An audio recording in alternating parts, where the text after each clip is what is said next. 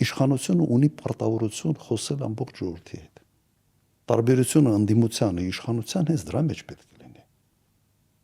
Իշխանությունը պատասխանատու է,